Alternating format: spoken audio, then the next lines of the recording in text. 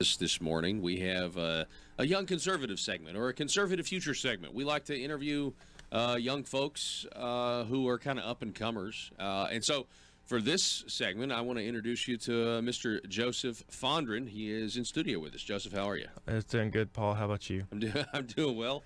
What can you tell us a little bit about? First of all, you are the secretary of the Mississippi County Republicans. Is that right? Yes, sir. That is correct. Along with many titles that I have, but that's like what else? What other titles? Let's see here. Back home, I'm a ASU student currently here at ASU taking classes, major in history and minor in political science.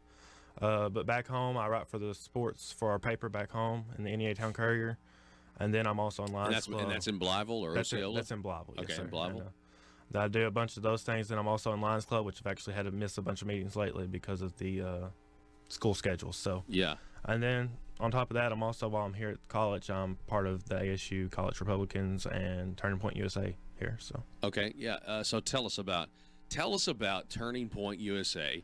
What a great organization. How'd you get involved with them? I really haven't got involved. It's just kind of we're in a group chat and just kind of throwing out ideas and stuff about what we can do on campus.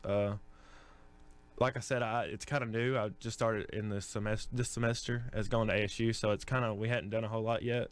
Besides kind of game plan for possibly going to a trip to see in West Palm Beach. I believe it's at Trump's Mar-a-Lago. Yeah. That's in December. And wow. So we're planning on it. It's relatively cheap, and people are just going to carpool. And I think Sarah Sanders is supposed to be there along with some others. I don't know the full lineup. It changes daily, but so yeah. And there was a. So you're what year are you at Arkansas State? I'm technically a junior at ASU, but I have already graduated with my associates at A&C, which is our community college back home. Okay. Well, that's fantastic. So there was a Turning Point USA chapter. I believe, was it Ashlyn Hoggard that was trying to there was a freedom of speech lawsuit. Do you remember that? Yeah, I've read that in the paper at the Jonesboro Sun a few months ago, but like I said, I just kind of joined the program lately, so it's not really something I know every little detail about, but I did kind of read the article and whatnot, and I mean, it sounds like it was a freedom of speech thing on campus. And well, then you had the state legislature. I know it was a big issue of State Representative Dan Sullivan to try to, Little Rock kind of gave, or the General Assembly gave publicly funded universities little direction, I think, about the First Amendment and freedom of speech zones. It's kind of one of those up in the air things. I think that we are protected by our freedom of speech, First Amendment, but I mean, it's a college campus. Tell that to LeBron James. Yeah, it's the college campus, I mean, it's one of those things, you can speak whatever you want to speak, but in this day's world, you're gonna offend someone for even saying hello, or not saying hello. So it's one of those things. It's sad that this world's coming to. Yeah. Well, we're talking with Joseph Fondren. Joseph, again, he's a junior at Arkansas State. He's very involved, like in the Lions Club back home. He writes for the sports for the paper, as well as the secretary for the Mississippi County Republican Committee, or Public County Committee. And I guess what I want to know from you, Joseph, is why Republicanism? Why conservatism? I'm a type of person I don't like really being told what to do or stuff like that. So I'm more of a in-between on some issues. But then at the same time, I'm like, I was rooted in church.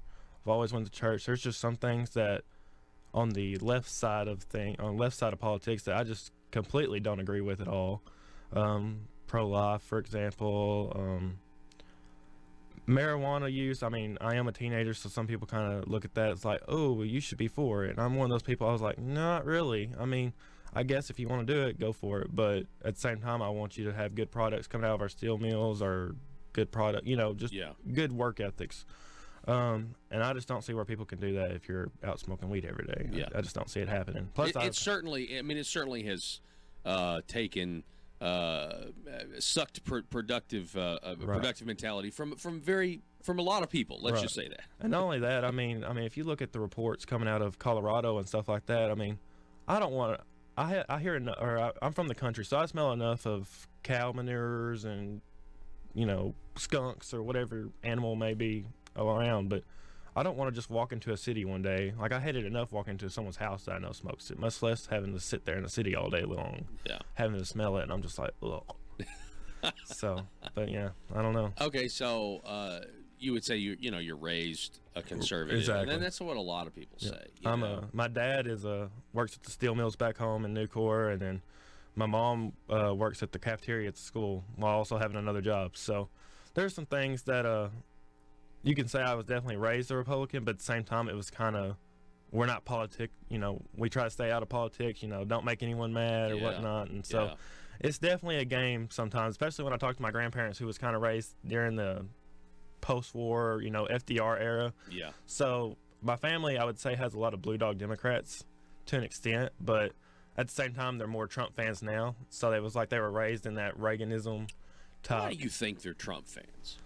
Well, I know why my dad's a Trump fan. Now, everyone else, they just kind of, they didn't like Hillary, I'll put it that way. And then, see, like me personally, I kind of like I like JFK and I like some of the older presidents, but I think as a president you have to be more moderate. You can't be so far left or so far right, and so those are some things that I kind of like, because you're not going to sit there and get anything done, and that's why I'm one of those people that's more in the middle or not far middle or anything, but more in the middle. I like far middle. That's right. A good one. So I'm not more far in the middle, but I'm more moderate conservative, because you got to be able to work with both sides. You're not going to get stuff done if you want to sit there and try to pass pro right stuff, and you're not going to get stuff done if you want to do pro left stuff, even though Nancy Pelosi thinks that she can do that right now. But I mean, that's just how you got to do things, is you got to be able to work with both sides. A good friend, I don't know about yours. You think the left wants to work with those of us on the right, though? Very few. I think 10%, 20% of them maybe, but the rest of them, not a day. And I don't want, I'll get bad. My grandma will get on to me if she ever heard this, but I don't think there's a lot of them that do. I mean, you can look at it, there's sometimes you can see they want to be semi-respectful if they even know what respect is, and then there's other times I'm just like, what are you doing? Like, stop, you can't do that. Well, I think here, even in Arkansas, the fight, I mean, I think for the most part, people think that the Democrat Party here is irrelevant, so now it's more of a battle with a super Republican or majority is okay, well, are there a lot of Democrats that they couldn't get on board with the social issues anymore? They switch parties, and so now within the Republican Party, it's like, okay, we've got conservatives and moderates kind of warring it out. And the problem is those moderates, the Democrats, are willing to go along with those Republican moderates a lot of times. And that goes both ways. One way it goes is the good side is well, we're getting stuff done. Sometimes it may not be as pro-right as we'd all like it to be, but at the same time, we're getting some things done that help some people.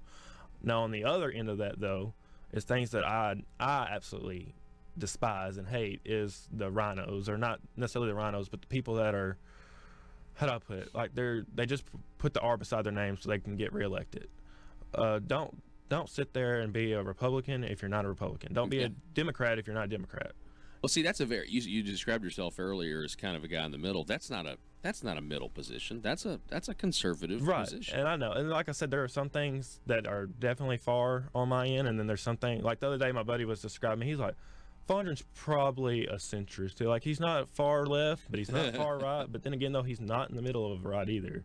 And so I'm one of those people, I'm just like, that's how I was raised. Like, if you treat people good and you get good. I think a lot of Americans, I think a lot of people are drawn to the Republican Party because on the major issues it's here, and then maybe and some of the others, well, maybe it's a case by case basis. Now, that's not how I am, but that I can, it does tend to be how a lot of people end up being, and that's why independents, make up 30% of the electorate. Well, and I don't know how much or how well you've talked to Senator Bozeman. But I have talked to him. Yeah, he's a nice guy. Exactly. And there's something that has stood out to me one time. I was interviewing him for a thing for the paper, and I've done it several times. But I asked him, I was like, I'm a young conservative person. Besides doing the paper, I do a lot of things. And just what are some things that you would have to say to those people who want to get involved in politics, but the only thing they hear is negative, negative, negative? And he said, what? There's one thing that you have to always remember. There's going to be people that you agree with 80% of the time, And then there's some things that the people you don't agree with at all, you're going to at least agree with them at least 20 to 40, a very low percentage, but enough to get something done. And that's when you got to get stuff done. And that's whenever you got to be able to work with those people, know those people, and just, try to do what's best for the country on that 20 to 30% that you wouldn't always agree on. Yeah, we're talking with Joseph Fondren. Joseph, again, Secretary of the Mississippi County Republican Committee. I got to attend, y'all's meeting recently and present, Yes, and I know you were there. But I know that was when you guys had kind of realized that the late great Dorothy Crockett was kind of at the end of her life. Right. And I know she meant a lot to the committee. Can you just kind of address a little bit what did Dorothy Crockett mean to the Mississippi County Republicans and Republicans across the state? Well, I'll start a little bit about what she meant to me. In 2016, I graduated high school. Into 2016-17 era, I kind of got involved. I knew one or two people through the paper, and they were like, "Oh, well, you're a Republican. You should join our party." Blah blah blah. So I was like, "Okay, I'll come join." And I did. One of the first people I ever met was Dorothy. Now, me and Dorothy didn't always see eye to eye on some things, but we sit there and we always talk, or she was always helpful to come. For a part there, she was the secretary, because I think our secretary before her anyways, had passed or moved out of the committee, or wasn't active for something, I can't remember. And so she was like, "Oh, well, don't worry, very encouraging, like, you got this, no one wants it, I'll be here to help you along the way if you need help on the rules or whatnot," which I'm sure she was on the rules committee. Oh, yeah. Every committee there probably was. She was basically on it somehow, some way. And so she was very helpful to me getting started I was only 18 at the time. And so for someone at her age to help out an 18-year-old, I mean, that just meant the world to me. Now, obviously, Kylie has helped now and was helping then too. But now, to answer your full question, what she meant to Mississippi County Republicans and just Republicans as a whole. Well, you went to one of our Lincoln Day dinners 2 years ago, whatever year Jan was there speaking. And just hearing reports that, like, at one point in time, all the people could have met in one room, or like in one bathroom, 5 people or so. And to see that meeting, I think we had over 200, right at 200, 300.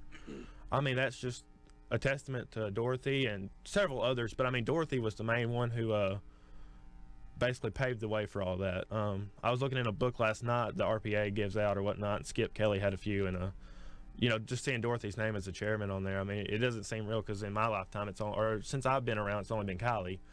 And just to see all the different jobs that she was doing just in Mississippi County. Yeah. And that's not counting what she was doing with her family. I mean, she has a large family. I met a lot of them at her visitation, but she has a large family. But, it was always her second family was, you couldn't go to a Republican meeting anywhere in the state without meeting 20 more people that she had already met or knew. And then on the Republican as a state or in the nation, I did an article after her death. I mean, that's something I would want to be known for, is whenever the senators of the state are sitting there putting tweets out about you, about how much you meant to their life. Yeah.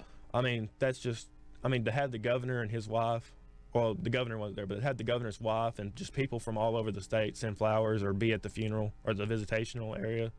I mean, that just shows a testament to how much she was loved, known, and even if you didn't agree with her or didn't always like everything that she did, maybe because she was too far right for some people, they were still there to show the respects and know that she'd done a lot for this state on several races. I mean, even people that wasn't in Mississippi County, I saw post a picture from some race they did in the early 2010s. I mean, I'm just like, Dorothy don't even live like 200 miles from you, and she's out there campaigning for you. So, I mean, she was just a hard worker. And if she said she was going to do something, well, by God, it was getting done. Yeah. And, even to her last day, I mean, she's sitting there planning Lincoln Day dinners. Wanted to be a delegate and go to the Republican National Convention. And said she was going to vote for Trump and be at the inauguration again. I mean, not very many people can say that they've been to 3 inaugurations. Yeah. Or not 3 inaugurations, 3 national conventions and stuff. So, I mean, hard worker. And, she had a family behind her who just, if they couldn't make it, they made a way for her to get there. Yeah. And so, I mean, even to her last day, Skip is a good friend of yours, and Skip Kelly. Yes, sir. Skip Kelly. And he was kind of upset at the funeral because he's always driven her everywhere.